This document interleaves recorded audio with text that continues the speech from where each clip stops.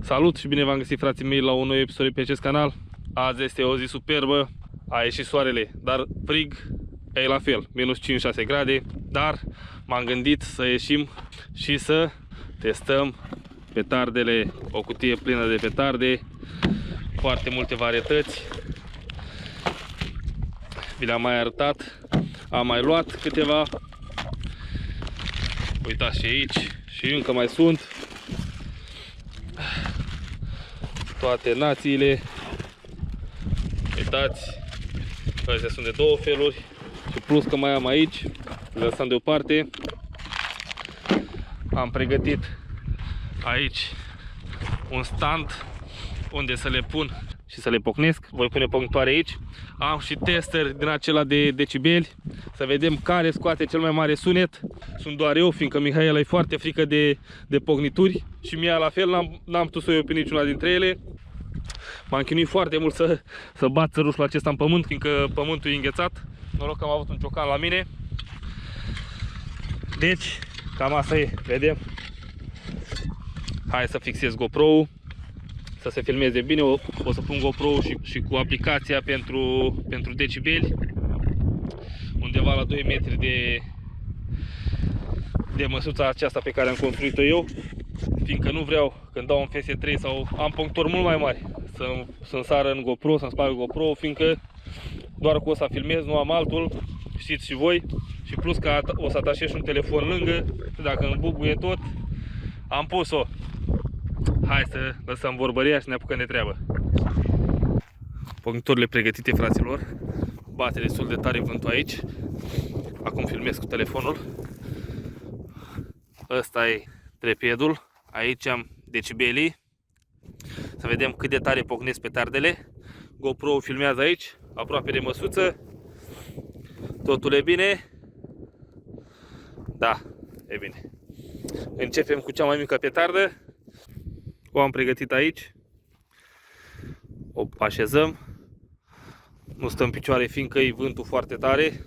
Deja mi-a înghețat mâinile. Avem o brichetă predestinată cu gloanțe. Da, să vedem. Părt! Da, să vedem. Ia să vedem decibelii. A scos undeva la 40 de decibeli. Ați văzut acolo. Atât a înregistrat. Cel mai mare sunet, 40 de decibeli. Următoarea e una cu 3 focuri. Băi, mi-a înghețat mâinile. Nu mai pot, dacă mă crezi.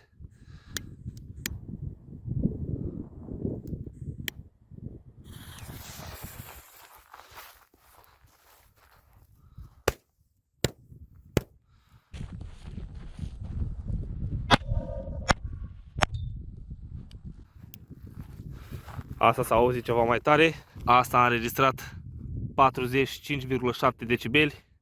Deci e mai tare ca prima. A lăsat un pic de urmă aici, pe măsuță. Următoarea este pregătită aici. Dum bum din acesta micuț.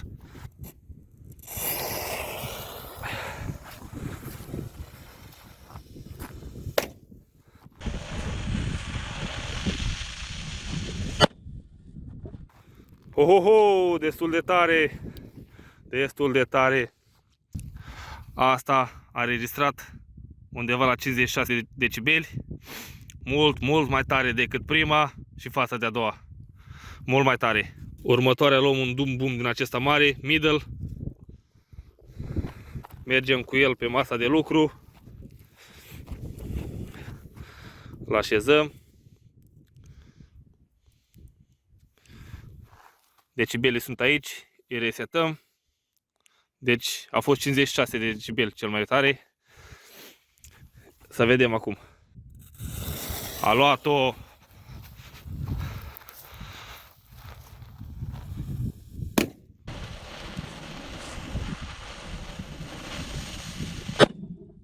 Vai, ce tare s-a auzit. Vai. S-a auzit un zgomot foarte înfundat.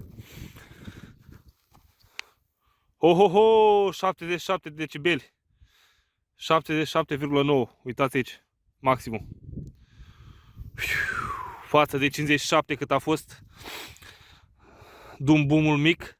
E o diferență mare, mare de tot.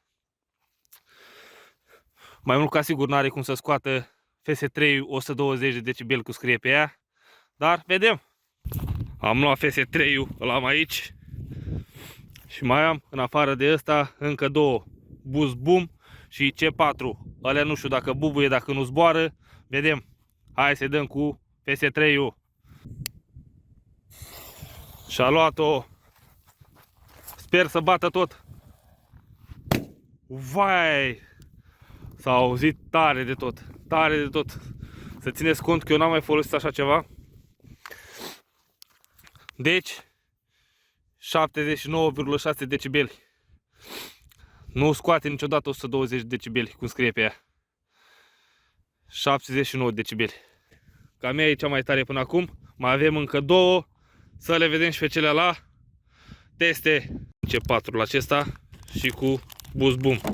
Hai să dăm cu C4 să vedem care e treaba. Asta am văzut în comentarii că a scris foarte mulți că nu pocnește, că face ceva scânteie. Vom vedea.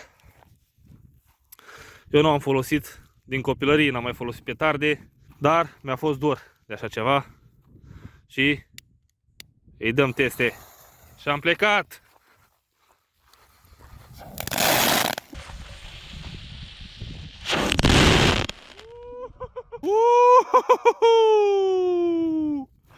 Ce tare! Ce tare! A scos și ăsta un 52 de decibeli. A fost destul de tare. Uitați ce a făcut aici. Uitați ce a făcut aici. Nu mă așteptam la așa ceva. Au sărit și pe GoPro. Uitați ce a făcut aici. Și pe lângă numai găuri pe aici.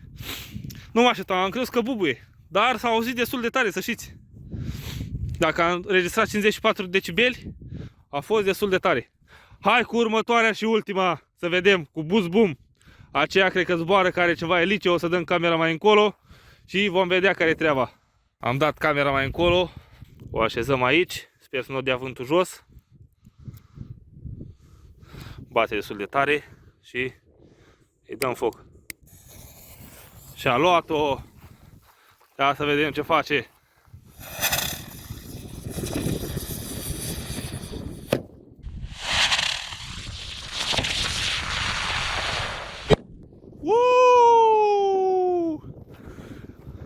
După părerea mea, asta s-a auzit cam cel mai tare. Ia să vedem. Doar 65 decibeli? Nu cred. Dă mai aproape, mai încercăm una. O dăm mai aproape. Cred că a fost prea departe telefonul. Și mai dăm una, să vedem clar câți decibeli scoate. Până acum FS3 a scos cel mai tare până acum.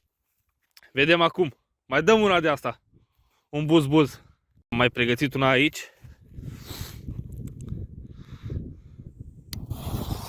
Și am plecat. Mi s-a părut să aude cel mai tare asta. De-aia mai încerc una.